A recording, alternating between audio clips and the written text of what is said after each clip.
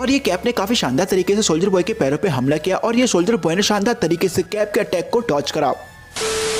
सो भाइयों इसके लिए माफी मांगता हूँ, नया खिलाड़ी हूँ, ज्यादा कुछ पता नहीं है। सो भाइयों एक तरफ है हमारे captain America and captain America की मूवीज को देख के इनकी इमेज हमारी नजरों में ना सच में काफी ज्यादा पॉजिटिव है, जहाँ Captain America gentleman like super hero है जिनके कुछ प्रिंसिपल एंड कायदे कानून है, जो अपने टीममेट्स की इज्जत करना जानते हैं और साथ ही में काफी अच्छे इंसान भी हैं। उप्स, इनकी क्या ही तारीफ करूं। और दूसरी तरफ है सोल्जर बॉय जो बात कम गाली ज्यादा बकता है, जो अपने टीममेट्स को अपने पैरों की धूल समझता है, जिसके कुछ भी कायदे कानून नहीं है और ना ही ये एक अच्छा सुपर हीरो है ना ही अच्छा इंसान है। एंड जब से बॉयज का सीजन 3 आया ये टॉपिक काफी जोरों शोरों से हवा की ऊंचाइयों में उड़ रहा है। अगर captain America and soldier boy का आपस में मिलन होता है, मिलन नहीं टकराते नहीं, अगर आपस में ये दोनों लड़ते हैं तो इन दोनों में से कौन जीत सकता है। एंड आज हम इसी टॉपिक पर चर्चा करेंगे। And now without wasting any keep the time let's get figure out.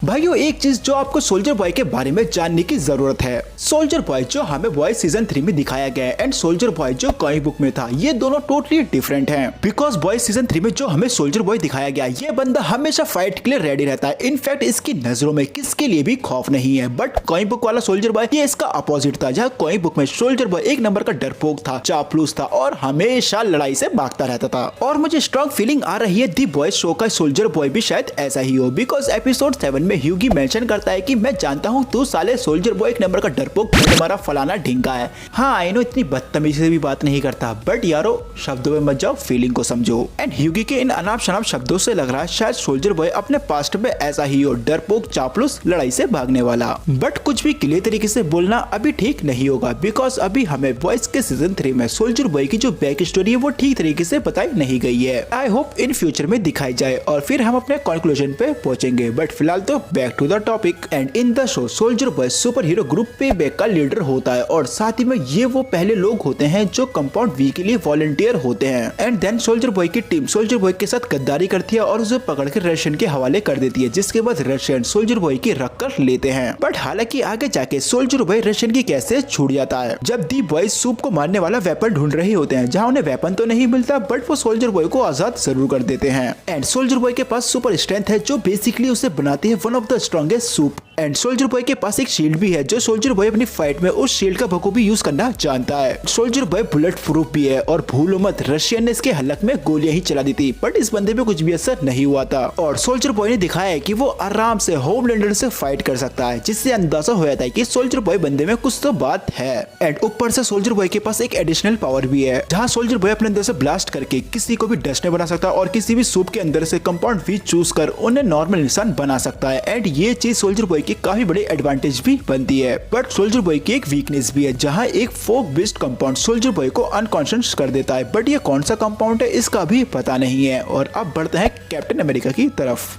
Fan favourite Avenger captain America. And world war 2 के दौरान स्टीव रॉजर को सुपर सोल्जर प्रोग्राम के लिए चुना जाता है, जिसके बाद सुपर सोल्जर सीरम की मदद से स्टीव रॉजर बनते हैं कैप्टन अमेरिका, जहां कैप्टन अमेरिका के पास super strength and advance healing factor होता है। एंड सुपर सोल्जर सीरम की मदद से कैप्टन अमेरिका ने वो फीट लेवल अचीव कर रखी है जो एक नॉर्मल इंसान अचीव नहीं कर सकता, जैसे कि super strength and super running, जहाँ लिटरली कैप्टन अमेरिका काफी तेज भागते हैं। हाँ क्विक सिल्वर एंड फ्लैश जितना तेज नहीं बट काफी तेज। एंड कैप्टन अमेरिका के पास कॉम्बैट स्किल्स भी हैं, लिटरली काफी अच्छा कॉम्बैट स्किल्स भी है और उनके पास काफी अच्छा एक्सपीरियंस है लड़ने का। बट कैप्टन अमेरिका की कुछ कमजोरी भी है, जैसे कि कैप्टन अमेरिका बुलेट प्रूफ नहीं है। एंड कॉमिक बुक में कैप्टन अमेरिका लड़ते वक्त मरे भी हैं और साथ ही उन्हें टोनी स्टार्क को डिफीट करने में भी काफी ज्यादा स्ट्रगल करना पड़ा था।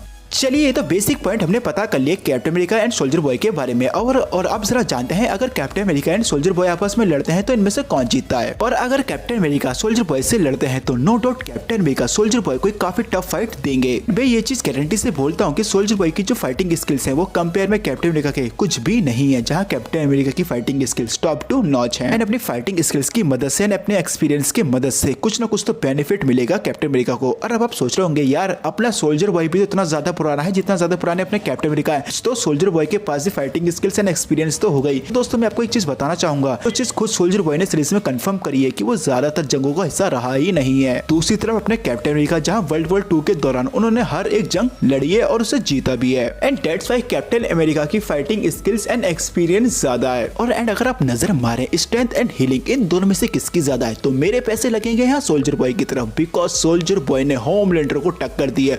और भूलो मत, होमलैंडर सुपरमैन जैसा है, ओवर पावरफुल। हाँ, सोल्जर बॉय ने होमलैंडर को भी कड़े पंच मारे हैं और ऊपर से होमलैंडर के पंच से भी सर्वाइव कर चुका है सोल्जर बॉय। और हाँ, होमलैंडर ने वो पंच हल्के तो मारे नहीं होंगे, बिकॉज होमलैंडर कोई सच्चा आदमी तो है नहीं। चलो यार, हल्के पंच मारता हूँ, कभी इसे चोट न लग जाए। डेफिनेटली होमलैंडर ने वो पंच अपनी फुल जान से मारे होंगे और उन पंच से भी सर्वाइव कर चुका है सोल्जर बॉय। और इससे ही पता चलता है कि सोल्जर बॉय का जो हीलिंग फैक्टर है वो काफी ज्यादा है अपने कैप्टन अमेरिका से। कैप्टन अमेरिका की स्ट्रेंथ एंड हीलिंग की बात करें तो हाँ, कैप्टन अमेरिका ने थैनोस को टक्कर दी थी, बट थैनोस के पंचेस से कैप्टन अमेरिका के मुंह से ब्लीडिंग स्टार्ट हो गई थी। तो इससे ही अंदाजा लगा लो हीलिंग एंड स्ट्रेंथ किसकी ज्यादा है। एंड ऊपर से सोल्जर बॉय के पास एक एडिशनल पावर भी है जिसकी मदद से वो किसी भी सूप के अंदर से कंपाउंड भी निकाल कर उन्हें एक नॉर्मल इंसान बना सकता है। एंड अगर सोल्जर बॉय कैप्टन अमेरिका से लड़ता है तो डेफिनेटली कैप्टन अमेरिका के अगेंस्ट सोल्जर बॉय अपने इस एडवांटेज का यूज तो करेगा ही। एंड ये साला फेयर फाइट लड़ने वाला सुपर हीरो तो है नहीं, डेफिनेटली यूज करेगा, करने दो साले को। पर मुझे एक बात का डर ये है कि अगर सोल्जर बॉय अपने एनर्जी ब्लास्ट का यूज